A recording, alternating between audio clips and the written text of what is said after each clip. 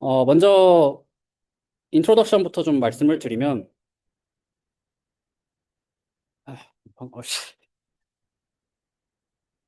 인트로덕션부터 말씀을 드리면, 저희가 일단 LLM을 다룰 거긴 하거든요. 근데 LLM에 대해서 간단하게 역사부터 살짝 해서, 그 다음에 오늘 조금 진도를 나갈 예정인데, LLM이라고 한다면, 뭐, 당연하게도 내추럴 랭귀지 프로세싱, 그러니까 자연 언어를 어떻게 처리할지에 대한 내용이 일반적이겠죠. 그래서 원래는 그런 내용부터 들어가야 되는데, 그래서 이게 뭐, 잘 보일지 모르겠지만, 엔그램 모델이라고 하는 것부터 들어가서 차근차근 빌드업을 하는 게 일반적인데, 저희는 뭐 시간은 없으니까 그렇게 하진 않을 거고요. 그냥 이런 엄청나게 많은 역사를 가지고 거의 뭐 7, 80년 동안 자연어 처리 사람들이 많이 했었다. 이런 그냥 한 슬라이드로만 요약을 해서 말씀을 드릴게요. 그리고 뭐 다들 알다시피 LLM이 요즘에는 모든 것들을 다 처리를 하는데 이거 그래프 자체도 조금 예전 그래프예요. 그래서 보시면 22년도, 23년도 논문들, 모델들만 있는데 근데 그것보다 중요한 거는 50년대부터 시작해서 여기로 쭉 갔을 때 X축이 그 연도거든요. 연도가 쭉 갔을 때 발전하는 그 모델들을 보면 이게 학습을 할 때 그 필요한 연산량을 얘기를 하거든요. Y축이. 연산량이 기하급수적으로 익스포넨셜하게 증가하는 걸 볼 수가 있고 뭐 요즘에 이제 LLM은 훨씬 더 심한 그런 어떤 컴퓨테이션 파워가 필요하다는 거 뭐 당연히 알고 있을 거예요. 요거는 요즘 LLM들의 어떤 내용들을 좀 정리를 한 건데 뭐 사실 요즘도 아니죠. 요즘 GPT-5 5.2가 나왔으니까 뭐 GPT-4라고 해도 사실 옛날 기술이긴 한데 GPT-4 같은 경우에는 뭐 조금 이따가 다루긴 하겠지만 얘가 가지고 있는 파라미터는 한 1.8 트릴리언 그러니까 1.8 조개죠. 네, 1.8조개 정도 파라미터 가지고 있다고 추측을 저희가 하고 있고요. 정확히는 얘네가 클로즈 모델이다 보니까 정확한 파라미터나 뭐 얼마나 연산량이 필요한지에 대해서는 알려져 있진 않지만 사람들이 추측하건대 이 정도가 있다라고 알려져 있습니다. 뭐 또 학습할 때는 100밀리언이니까 뭐 얼마죠? 뭐 몇백억 정도 드는 것 같아요. 뭐 그 학습할 때 그 정도가 들고 뭐 심지어 요즘에는 요즘도 아니죠. 작년에 이제 일론 머스크의 XAI에서 그룹을 학습할 때 우리가 H100을 20만 대를 써가지고 학습을 하겠다라는 그런 얘기도 하죠. 그래서 뭐 더 심지어 더 나아가서는 스타게이트 프로젝트 뭐 이것도 요즘에 뭐 좀 어그러지네 만에 하는 얘기들이 있는 것 같은데 뭐 주식 같은 거 잘 아시는 분들 이런 얘기 많이 듣잖아요. 근데 여기에서 얘기하는 거는 4년 동안 500빌리언 달러 정도를 투자하겠다라는 거죠.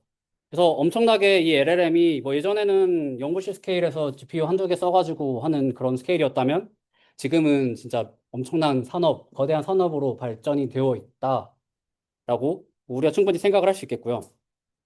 근데 이게 문제는 뭐냐면 우리가 뭐 대학원에서 연구를 할 때는 대부분 기존에 있는 논문들을 가지고 뭐 걔네들이 어떻게 학습을 했는지 뭐 디테일한 파라미터들 어떻게 됐는지 이런 것들을 보고 거기에 앞서 가지고 거기 이제 그걸 베이스로 두고 우리가 조금씩 발전을 시킬 텐데 사실 이제는 그런 프론티어라고 부르는 그런 연구실 아니면 뭐 회사 이런 데에서는 이런 퍼블릭한 디테일들을 당연히 공개를 하지 않을 거예요.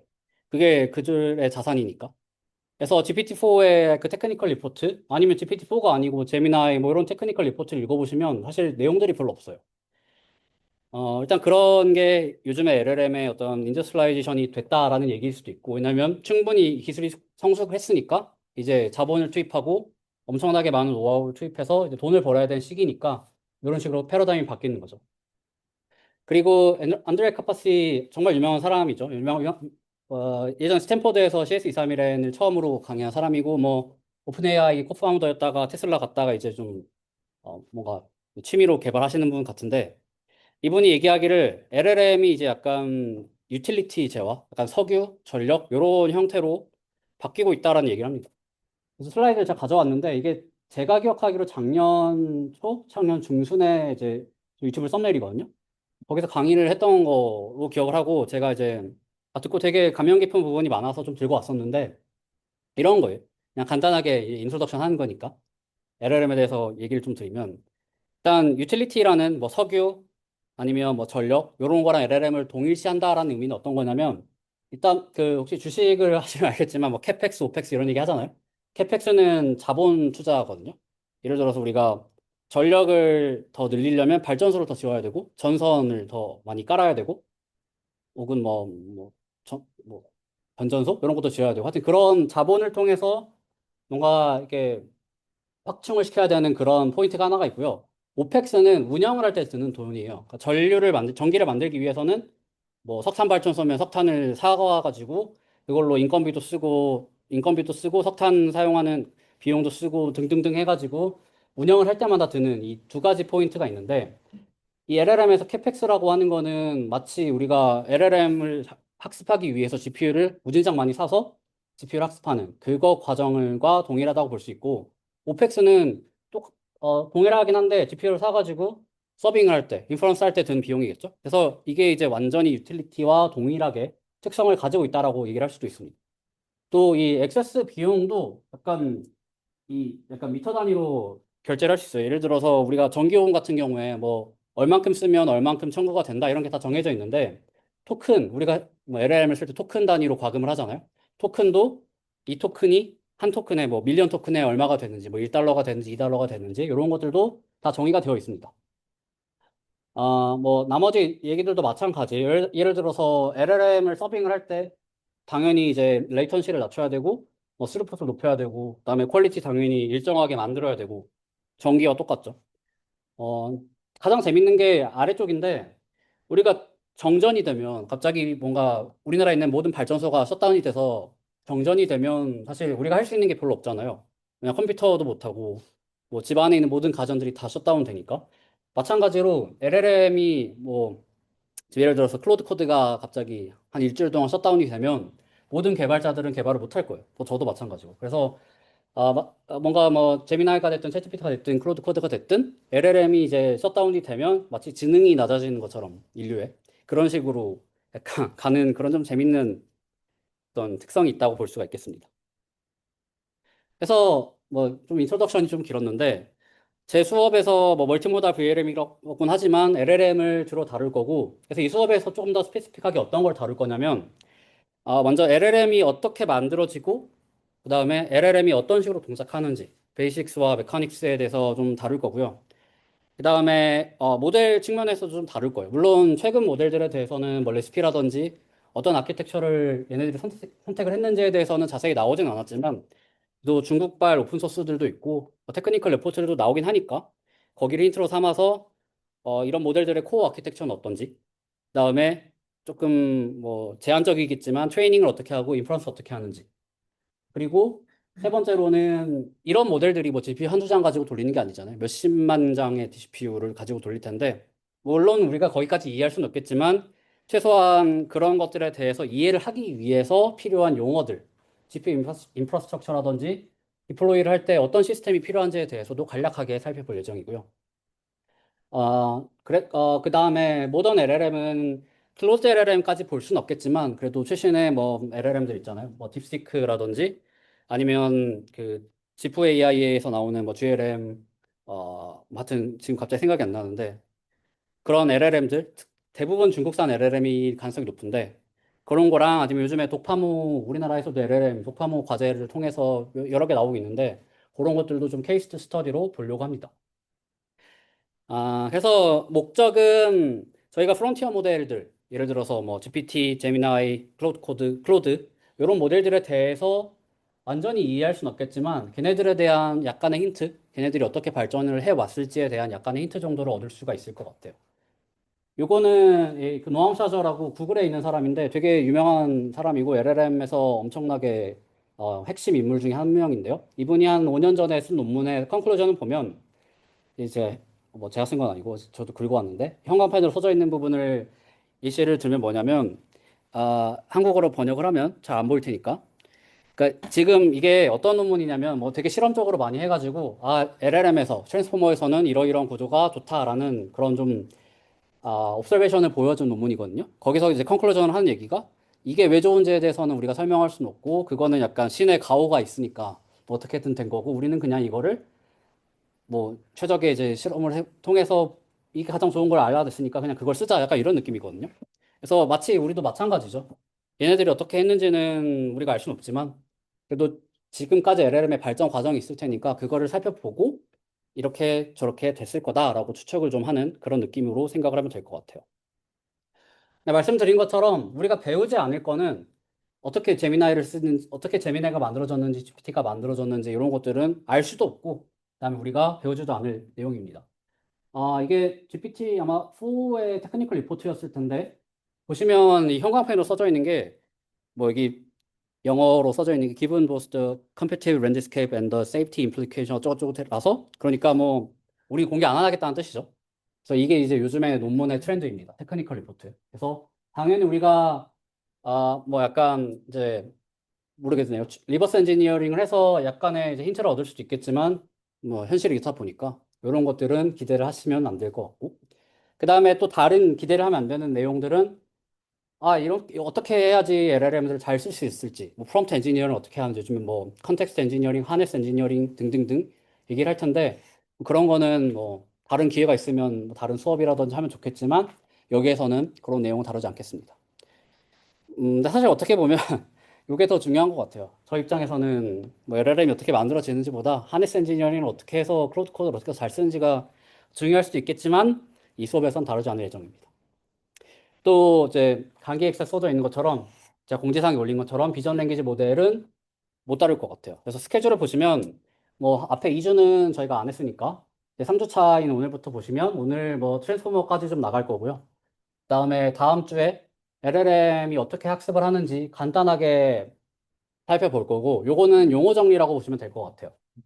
그 다음에 이제 조금 더 모던한 LLM들의 아키텍처가 어떻게 되는지, 그 다음에 뭐 믹스처 업 엑스퍼트 이런 거 말 되게 많이 들었을 텐데 이런 것들 스케일링러, 그 다음에 좀 케이스 스터디를 보려고 합니다. 그래서 출주자까지는 LLM의 프리트레이닝 과정에서 모델이 어떻게 발전이 되어 왔는지, 23년도 아니죠. 라마가 언제더라? 하여튼 뭐 라마부터 해서 한 25년도까지의 어떤 프리트레인 모델들의 발전들에 대해 살펴볼 거고요.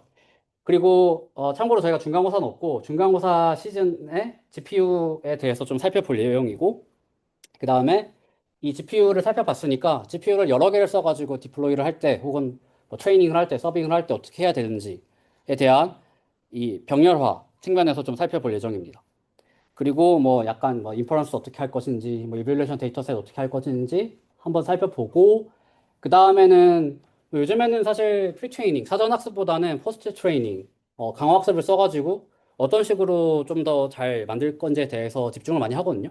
그래서 그런 것들을 한 3주 정도 볼 예정이고, 원래는 한 1, 2주 정도 VLM을 살펴볼까 고민을 좀 했었는데, 이게 약간 좀 그러면 너무 많은 내용들도 나오기도 하고 방학습에 대해서 조금 더 그래도 내용을 더 많이 다루는 게 나을 것 같아서 내용을 아예 뺐습니다. 그래서 일단 그렇고요. 네. 그래서 이 수업을 왜 들어야 되냐? 뭐 사실 만들어 상관없는데 뭐 LLM을 알아도 사실 상관도 없고, 그리고 뭐 어차피 수업이 없으니까 신청한 것도 별로 알고 있는데, 근데 이제 이 수업의 당위성, 뭐 어차피 우리가 GPT가 어떻게 만들어지는지 아니면 제미나이가 어떻게 만들어지는지 알 수도 없는데 이 수업이 왜 필요한지에 대해서 얘기를 좀 하면 약간 이런 게 있어요. 우리가 뭐 연구실마다 다를 거고 어떤 토픽을 하는지에 따라 다를 건데, 이 좀 제가 볼 때 연구의 패러다임이 살짝 바뀌는 것 같긴 합니다. 예를 들어서 여기 써져 있는 것처럼 제가 대학원에 다닐 때 뭐 8년 전은 그냥 예시고요. 제가 8년 전에 대원이 있긴 했었지만 그때는 어떤 태스크를 풀고자 하면 그 태스크에 맞는 모델을 from scratch부터 해가지고 학습을 시켰어요.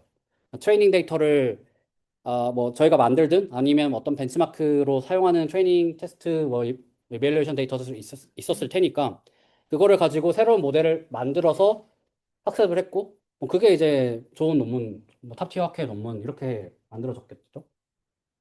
그리고 이건 약간 비전보다는 NLP 쪽에 가까운데, 제가 이제 회사에서 인턴을 할 때 그때 버트가 나왔었거든요. 근데 이제 사람들이 NLP 하는 사람들이 이제 이거 우리 이제 뭐 먹고 살지? 그러니까 무슨 연구를 하지? 이런 얘기를 되게 많이 들었던 거를 기억을 해요. 이제 이 첫 번째 패러다임이 두 번째 패러다임으로 바뀌면서 버트라는 어떤 뭐 그때 당시엔 프리트레인 모델, 강력한 프리트레인 모델을 가지고 태스크에 맞춰가지고 파인 튜닝하고 약간 그런 쪽으로 많이 바뀐 것 같았어요. 근데 이제는 이것보다 더 나아가서 버트도 옛날 모델이잖아요. 이제 누가 버트를 써요? 이제 요즘에는 사실 파인 튜닝도 안 하는 경우도 많고 그냥 있는 이 프라이빗 모델들을 가지고 프롬프팅을 잘한다든지 아니면 이거에 대해서 현상을 해석한다든지 이런 식의 연구도 많이 하는 것 같거든요. 그래서 이게 뭐 모든 사람들이 그렇게 하는 건 아니지만 요즘에도 학습을 하는 사람도 있고 요즘에도 파인 튜닝을 하는 사람도 있고 뭐 다양한 경우가 있지만 어쨌거나 우리가 점점 더 어떤 밑바닥의 테크놀로지에 더 멀어진다는 것은 부정할 수가 없는 것 같아요. 저도 그렇게 느끼고. 근데 이게 약간 좀 애매한 게 물론 밑바닥에 테크놀로지를 알 필요는 없는 거죠. 왜냐면 우리가 바퀴를 항상 발명할 필요는 없듯이. 근데 그게 어쩔 땐 또 도움이 될 때도 있거든요. 그래서 그런 측면에서 이런 좀 추상적인 개념으로만 모든 걸 이해하는 것도 좋지만 가끔은 밑바닥을 좀 보는 것도 뭐 모르겠어요. 인생에 도움이 될지 모르겠지만 연구에 도움이 될 수는 있기 때문에 일단 첫 번째 포인트고 두 번째는 여기 써져 있진 않지만 그냥 뭐 모르겠어요. 대학원에서 연구를 하다 보면 뭐 항상 그렇진 않겠지만 뭔가 새로운 거를 볼 때 재미를 느끼시는 분도 충분히 있을 것 같거든요. 근데 LLM에 대해서 제가 봤을 때 이거를 완전히 이제 바텀까지 가서 뭔가 보는 경우는 많이 없는 것 같아서 그런 측면에서 꽤 괜찮은 재밌는 토픽이 되지 않을까라고 생각이 들고요. 그래서 다음 슬라이드부터 들어가면 사실은 원래 제가 작년에 했었던 거는 이렇게 수업을 하진 않았고 VLM을 수업을 했었어요. 근데 이제 겨울에 제가 좀 느꼈던 게 CSG 336이라고 스탠포드 강의가 있거든요.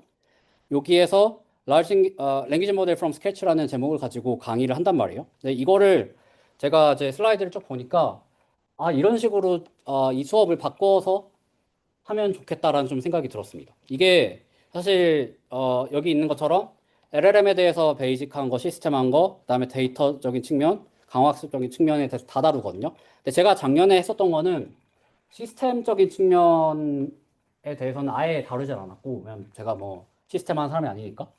오히려 이제 베이직한 부분과 여기서 첫 번째, 세 번째, 다섯 번째랑 그다음에 이제 VLM에 대해서 다뤘었거든요. 근데 그러다 보니까 좀 느꼈던 점이 뭐 저도 그렇게 준비가 돼 있지 않았고 또 뭔가 이 LLM에 대해서 딥한 부분을 다 나아가지도 못했고 VLM까지 다 해야 되니까 시간이 없으니까요. 그래서 아예 좀 스코프를 바꿔서 여기에 있는 그 이제 실러버스를 따르고 그다음에 거기에서 제가 추가적으로 이 부분은 좀 더 들어갔으면 좋겠다 하는 부분들 이런 것들 좀 추가를 했습니다. 그래서 슬라이드 베이스 자체는 여기를 좀 따라가는데 좀 많이 좀 바뀌어 있을 거예요. 이게 조금 제가 받는 좀 어렵긴 하더라고요. 그래서 여러 가지 내용들을 추가하고 해서 되어 있고 뭐 저보다 이런 분들이 더 전문가니까 뭐 이 사람 강의들을 들어도 되고 근데 뭐 저는 이제 한국어고 이건 영어니까 뭐 제게 좋긴 하겠지만 근데 뭐 제 걸 듣든지 여기 걸 듣든지 상관없지만 여기서 어사이먼트가 한 5개 정도 나오는 것 같아요. 저도 다 하진 않았고 한두 개만 좀 해봤는데 되게 챌린지하고 구현을 하면 되게 도움되는 게 많거든요. 그래서 제 수업을 들으면서 과제를 같이 해보면 또 괜찮을 것 같아요. 근데 여기서 과제를 할 때 H백을 필요로 하는 경우가 있거든요. 그래서 그런 경우는 이제 여기서도 이제 럼팟 같은 거로 크레딧을 써서 돌리라고 하는데 뭐 그거는 각자 알아서 하시고 네, 뭐 그렇습니다. 그래서 말씀드린 것처럼 뭐 아까 이제 스케줄에 나온 것처럼 이 5가지를 다 이제 다룰 내용이고 어 그래서 이 첫 번째 부분에서 이 베이직한 부분과 모델 아키텍처인 부분, 그다음에 이 GPU랑 패러렐리즘 같은 경우에는 이 시스템 부분이 있는 거죠. 그다음에 중간고사 이후에 데이터와 얼라이먼트 부분을 다룬다고 생각을 하시면 될 것 같아요. 그리고 그레이딩 뭐 대학원 수업이니까 뭐 그렇게 중요하진 않겠지만 일단 파이널 exam으로 100% 하려고 하고요. 파이널 exam도 보시면 이 제가 왔다 갔다 해서 죄송한데 맞아요. 15주 차에 수업을 해야 되거든요. 그래서 수업을 월요일에 할 거고 파이널 exam은 그냥 테이크홈 exam으로 제가 이제 제출하도록 할 테니까 어렵지 않을 거예요. 그래서 그렇게 그냥 하시면 될 것 같습니다. 말씀드린 것처럼 말 안 했구나. 그다음에 어사이먼트 뭐 중간고사 뭐 출석 점수 이런 거 없고요. 다만 어사이먼트는 CS336을 좀 하면 도움이 될 테니까 관심 있는 학생들은 그걸 한번 같이 하면 좋을 것 같아요. 그다음에 렉처 비디오는 제가 영상을 다 찍을 거고 다 올려서 공유를 할 테니까요. 그거를 관심이 있으면 뭐 복습을 하거나 하고 뭐 자리가 없어가지고 못 듣는 경우에는 이걸 당연히 들어야 될 테니까 뭐 그렇게 진행을 하면 될 것 같습니다. 그래서 수업을 시작을 하면 할 게 되게 많아요. 그래서 첫 페이지가 멀티모달 VLM에 그 짝대기가 꺼져 있고 LLM으로 바꿨는데 이제 멀티모달 VLM이 아니니까. 가장 먼저 할 거는 아직은 이제 LLM에 대해서 들어가진 않을 거고요. 먼저 우리가 시스템에 대해서 배우긴 할 테니까 연산량이나 아니면 메모리 이런 것들을 어떻게 카운팅을 하는지 음, 아마도 모르겠어요. 학부 때 딥러닝에서 배웠을 수도 있겠는데 그냥 다시 리캡하는 느낌으로 가져가려고 합니다. 그래서 이게 무슨 내용을 다루는 거냐면 이런 거예요. 예를 들어서 우리가 뭐 H100 GPU가 한 1000개 정도 있고 그다음에 그걸 가지고 LLM을 뭐 인하대를 위한 LLM을 만들 거예요. 근데 뭔가 스펙을 정했는데 스펙이 모델 파라미터는 한 70빌리언, 한 700억 개죠. 그다음에 우리가 가용할 수 있는 데이터는 15 트릴리언 토큰, 한 15조 토큰인가요? 근데 데이터셋의 개수라고 보면 돼요. 한 15 트릴리언이 있을 때 이게 어, 우리가 가지고 있는 GPU로 어느 정도 기간이 걸릴까? 학습할 때? 이거를 유추를 할 수가 있어야겠죠. 그래야지 당연히 뭐 들어가는 GPU를 쓰는 건 다 돈이니까 돈을 다 산정을 해야지만 우리가 뭐 글쎄요. 결제를 올리거나 할 거잖아요. 그래서 일단 답이 정해져 있는데 뭐 플롭스라는 게 이제 단어가 들어오고요. 그다음에 MFU라는 단어가 들어오고 그다음에 그러면 이걸 가지고 하루에 몇 플롭스를 우리가 처리할 수 있는지 이걸 통해서 며칠이 걸리는지를 계산을 할 수가 있습니다. 물론 지금은 할 수는 없겠지만 이런 거에 대해서 계산을 하는 거를 이 슬라이드를 통해서 배울 거고요. 두 번째로는 이런 거죠. 우리가 H백이 100 8개가 있는데 이 H백을 8개를 가지고 학습할 수 있는 가장 큰 모델이 얼마나 될까? 약간 반대죠. 이런 거는 이제 메모리 측면이라고 볼 수가 있을 것 같아요. 아까 거는 연산량 측면에서 좀 다뤄볼 내용이면 요거는 우리가 가지고 있는 가용할 수 있는 디바이스에서 그 메모리라는 환경을 고려했을 때 가장 큰 모델을 맞추는 거니까요. H100 메모리는 뭐 80기가라고 가정을 하고 뭐 등등등 쭉쭉 해서 파라미터가 몇 개까지 된다. 이런 거를 알 수가 있습니다. 그래서 이런 거에 대해서도 답을 찾아가는 과정을 배울 예정이고요. 그래서 이 LLM에서 리소스라고 한 다음에 리소스를 카운트를 한다고 하면 뭐 여러 가지가 있을 수는 있겠지만 메모리랑 컴퓨트 이 두 가지를 주로 살펴볼 것 같아요. 근데 그 전에 먼저 약간 그냥 리캡하는 차원에서 플로팅 포인트를 살짝 살펴보면 뭐 다 알 수도 있겠지만 우리가 컴퓨터에서 뭔가 이런 실수 같은 거를 표현을 할 때 부동소수점 플로팅 포인트로 표현을 다 하잖아요. 뭐 근데 여기서 디테일하게 들어갈 건 아니고 그냥 어떤 플로팅 포인트가 있는지만 좀 살펴볼 건데 가장 먼저 플로트 32라는 거를 많이 쓸 거예요. 뭐 FP 32라고도 표현을 하고 뭐 싱글 프리시전이라고도 표현을 하는데 이게 어떻게 보면 뭐 뭔가 우리가 뭐 파이토치가 됐든 이런 딥러닝 소프트웨어를 가지고 라이브러리 가지고 할 때 가장 디폴트가 되는 플로팅 포인트 단위일 것 같아요. 좀 더 필요로 하면 뭐 더블 쓰겠지만 더블은 잘 안 쓰니까. 그래서 뭐 여기 지수부가 있고 뭐 가수부가 있고 이런 거 뭐 많이 배웠을 것 같습니다. 소프트웨어 뭐 배울 때. 근데 이제 요거는 LLM에서 뭐 풀로 많이 쓰진 않고 메모리가 너무 많이 쓰니까 풀로 많이 쓰지 않고 또 다른 플로팅 포인트로 쓸 수 있는 거는 플로트 16, FP16이라는 것도 있어요. 이거는 아까 거는 32비트를 쓰는데 여기서 16비트를 쓰는 거죠. 절반만 쓰다 보니까 여기서 숫자를 표현하는 표현력도 부족하고 그다음에 그러니까 표현력이라는 거는 그 숫자의 범위인 거죠. 그래서 뭐 128부터 마이너스 128부터 128 이런 범위가 부족하고 해상도도 부족해요. 해상도라는 거는 뭐 소수점을 표현할 때 소수점이 엄청나게 많이 잘리게 되는 거죠. FP16을 쓰면 32 대비해서. 그래서 FP16 같은 경우에는 이게 표현력이 굉장히 부족하다 보니까 뭔가 큰 수를 처리를 한다거나 했을 때 오버플로가 생길 수도 있고 언더플로가 생길 수 있는 그런 문제가 있습니다.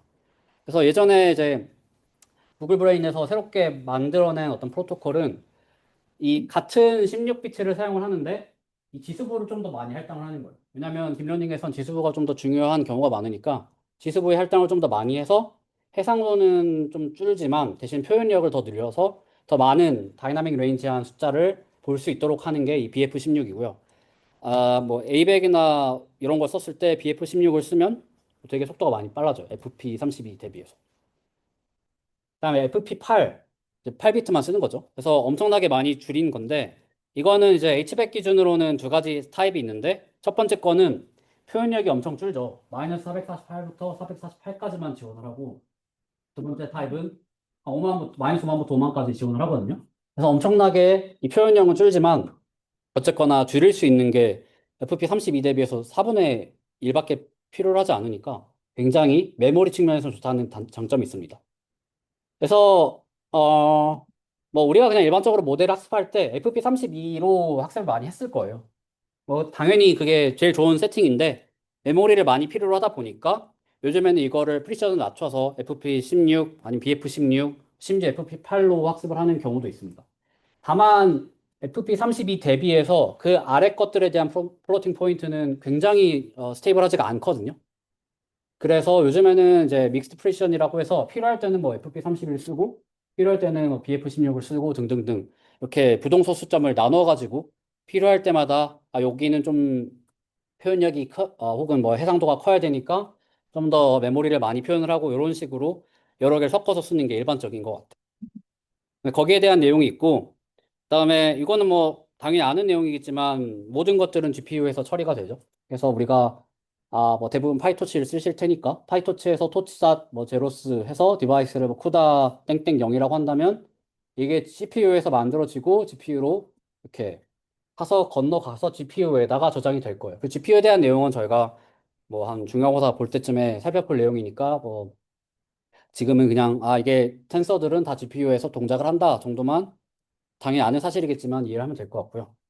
그 다음에 나오는 개념이 플롭입니다. 플로팅 포인트 오퍼레이션이라는 뭐 줄임말인데 이거는 덧셈, 에디션이라든지 아니면 곱셈, 멀티플리케이션을 이제 기본적인 오퍼레이션으로 생각을 해서 이게 몇 개가 되는지를 좀 세는 거예요. 그래서 플롭스, s가 붙으면 이 플로팅 포인트 오퍼레이션들이 몇 개가 되는지에 대한 내용이고 뭐 100플롭스라고 한다면 덧셈이랑 곱셈이 뭐 100개가 있다라는 뜻이겠죠.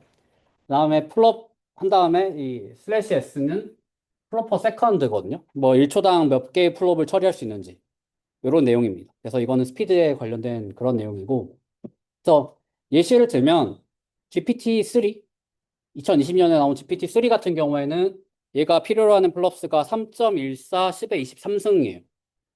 그리고 GPT-4는 이거는 뭐 추산인데 2 곱하기 10의 25승인 거죠. 그러니까 스케일이 굉장히 커진 느낌입니다. 한 100배 정도 커진 것 같은데.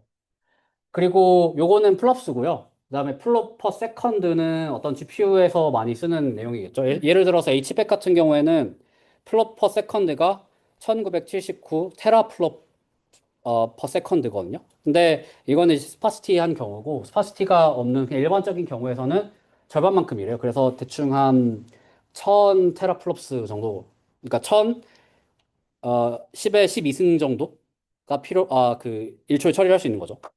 그래서 만약에 H백을 8개를 가용할 수 있는데 얘를 2주 동안 풀로 쓴다라고 한다면 여기 써져 있는 것처럼 뭐 3600, 8 곱하기 3600 곱하기 24 곱하기 7 곱하기 대충 980에서 1000, 1000, 10의 12승 정도의 플럭스를 우리가 쓸 수가 있는 거죠. 그래서 스피드랑 그다음에 연산량이 얼마나 되는지에 대한 관계들이 이렇게 써져 있고 그래서 플럭스를 어떻게 계산을 하냐면 가장 대표적인 게 리니어 레이어겠죠. 그냥 뭐 덴스 레이어라고도 하고 뭐냐 MLP 레이어라고도 하는 그 가장 기본이 되는 레이어. 예를 들면 우리가 어떤 레이어 하나짜리 네트워크가 있는데 배치 사이즈는 16,384, 그다음에 인풋 채널은 뭐 32,000, 아웃풋 채널은 8,000 정도라고 해볼게요. 그리고 X가 입력이거든요. X를 뭐 그냥 이렇게 쓰고 W가 뭐 이렇게 있다고 쳐보면 얘를 가지고 그냥 멤버를 하면 그 매트릭스 멀티플리케이션을 하면 그게 요 레이어를 통과시킨 거잖아요. 액티베이션 펑션이 없다고 가정했을 때. 이때 그 플롭스를 개선을 해보면 이 결국에 행렬 곱이다 보니까 행렬 곱에서는 당연히 얘가 덧셈과 곱셈이 결합해서 나올 거고 어떤 IJK의 트리플의 어떤 인덱스에 대해서 생각을 해보면 얘는 X를 IJ 번째 인덱스와 그다음에 Y의 JK 번째 인덱스를 곱하고 그다음에 나중에 더하는 것도 하나 생기거든요. 곱한 걸 다 더해야지 내적이 되니까. 그래서 따지고 보면 각각의 트리플에 대해서 연산이 두 개가 생깁니다. 그래서 이거를 좀 종합을 해보면 거의 뭐 공식과 같은 건데 이렇게 레이어가 있을 때 그리고 배치 사이즈가 정해져 있을 때 이 프롭스는 2 곱하기 n 곱하기 d 인 채널 아웃 채널이 되게 됩니다. 여기서 2가 나오는 이유는 위에 있는 것처럼 어떤 트리플에서는 덧셈과 곱셈이 한 번씩 나오기 때문에 하나씩 하나씩 해서 2가 되는 거예요. 이게 사실은 일반적인 어떤 행렬 곱에서도 적용을 할 수 있는데 행렬 곱에서 어떤 곱하는 행렬 하나는 n 곱하기 뭐 d인 다른 하나는 d인 곱하기 d 아웃일 때 그냥 거기 행렬 곱에 대해서 플러스를 계산하면 2 곱하기 요거 차원 요거 차원 곱하고 요거 차원 곱하면 되는 거죠. 그래서 뭐 어차피 우리가 리니어 레이어는 그냥 행렬 곱으로 표현할 수가 있기 때문에 동일한 내용이고요. 그리고 플롭스를 그러면 더 일반적으로 어떤 리니어 레이어가 됐든 뭐가 됐든지 포워드 패스에서 얼만큼 되는지를 살펴보면 이렇게도 표현을 할 수 있겠지만 아래처럼 표현도 할 수 있어요. 어떻게 표현을 하냐면 n이라는 게 결국에 x의 배치 사이즈니까 데이터의 개수겠죠. 그래서 2 곱하기 데이터의 개수 곱하기 파라미터의 개수로 표현할 수 있습니다. 왜냐하면 리니어 레이어에서 파라미터 개수가 요 곱하기 요거니까. 그래서 뭐 요거가 됐든 같은 얘기지만 이렇게 표현을 할 수가 있다라는 거고요. 트랜스포머도 뭐 오늘 배우겠지만 결국에 다 이 매트릭스 멀티플리케이션으로 이루어져 있기 때문에 같은 내용이다라고 보시면 될 것 같습니다. 요거는 이제 행렬곱이고 그 행렬곱 말고 행렬에 대해서 엘리먼트 와이즈 오퍼레이션을 할 수도 있어요. 예를 들어서 어떤 행렬 두 개를 더한다. 아니면 어떤 행렬에 뭐 3을 다 곱한다. 이런 게 이제 엘리먼트 와이즈 오퍼레이션이겠죠.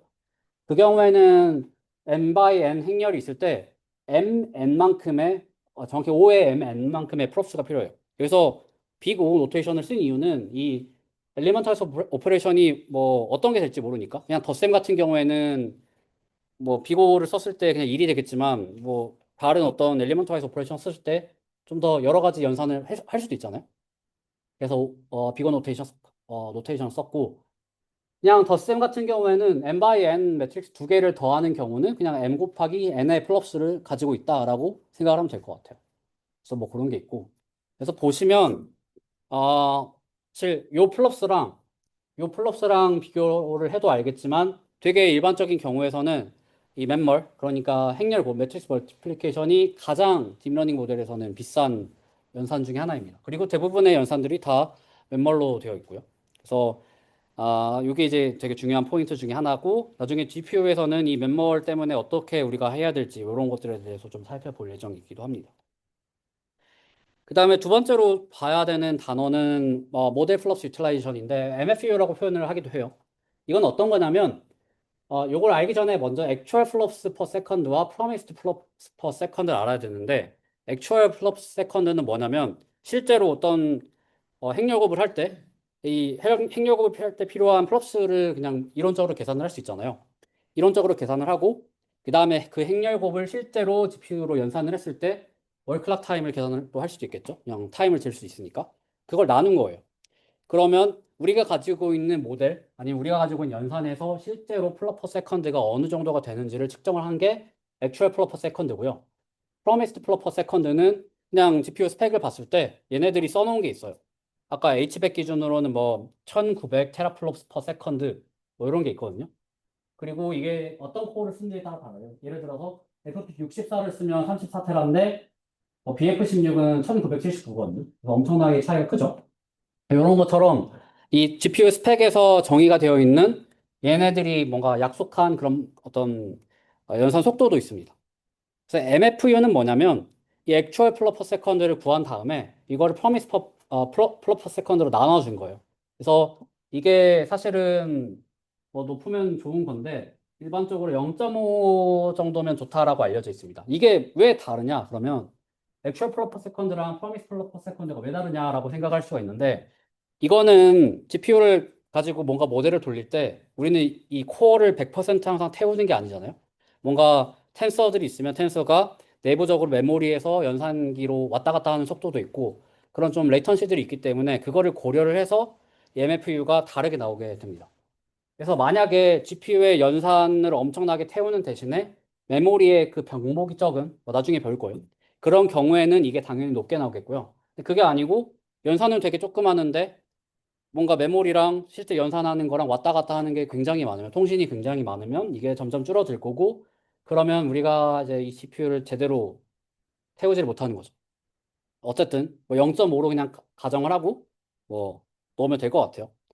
그래서 한 번 더 리캡을 하면 어떤 행렬 곱을 한다라고 쳤을 때 어떤 행렬은 m 곱하기 n이고 다른 행렬은 n 곱하기 p라는 어떤 사이즈를 가지고 있으면 2 곱하기 mnp의 플러스가 필요로 한 거죠. 이 연산은. 덧셈은 뭐 n by m이면 n 곱하기 n만큼 필요로 한 거고. 그리고 위에 있는 거를 일반화시켜서 어떤 모듈의 포워드 패스로 가정을 한다면 2 곱하기 데이터 개수 곱하기 파라미터 개수로 생각할 수도 있겠고요. 그 다음에 프로퍼 세컨드, 그러니까 1초에 연산을 몇 번 할 수 있는지에 대한 거는 당연히 하드웨어마다 다르고 뭐 H100 뭐 아니면 H200, B200 더 좋아지겠죠. 그 다음에 데이터 타임마다 달라요. 아까 본 것처럼 여기 있는 것처럼 뭐 잘 안 보이겠지만 FP64, 32, BF16, BF8 점점 테라플롭스 숫자가 늘어나거든요. 그래서 그런 게 또 중요한 특성 중에 하나입니다. 그리고 MFU는 액츄얼 플롭스 퍼 세컨드와 프로미스 플롭 퍼 세컨드를 나눈 거다. 그래서 이게 높으면 좋다. 이런 내용들 다루면 될 것 같고요. 그럼 그러니까 플롭스를 이제 포워드 패스에서 봤으니까 백워드 패스에서도 계산을 할 수가 있어야겠죠?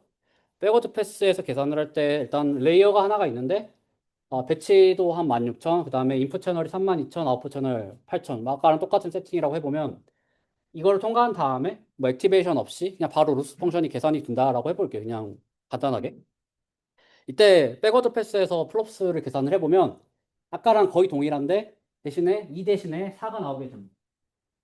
그래서 왜 4가 나오냐면 그라디언트를 계산을 할 때 예를 들어서 여기에서 그라디언트를 계산을 하면 x에 대해서도 계산을 해야 되고 w에 대해서도 계산을 해야 되잖아요. 그래야지 컴퓨테이션 그래프 역으로 가니까.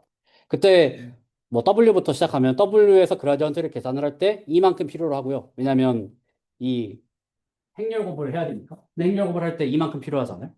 덧셈 한 번, 곱셈 한 번. 그다음에 x에 대해서 그라디언트를 구할 때도 마찬가지로 이만큼 필요로 하게 됩니다. 그래서 토탈 더하면 4 곱하기 n 곱하기 d인 곱하기 d 아웃이 되는 거고요. 뭐 그냥 우리가 아까 했던 것처럼 일반화를 하면 데이터의 개수 곱하기 파라미터의 개수 곱하기 4만큼 나오는 거죠. 그래서 어떤 모델에 그냥 이론적으로 폴럽스를 계산해 보면 학습을 할 때 6 곱하기 데이터 개수 곱하기 파라미터 개수만큼의 플럽스가 필요로 하게 된다라는 사실도 유도를 할 수가 있는 거죠. 더하면 되니까.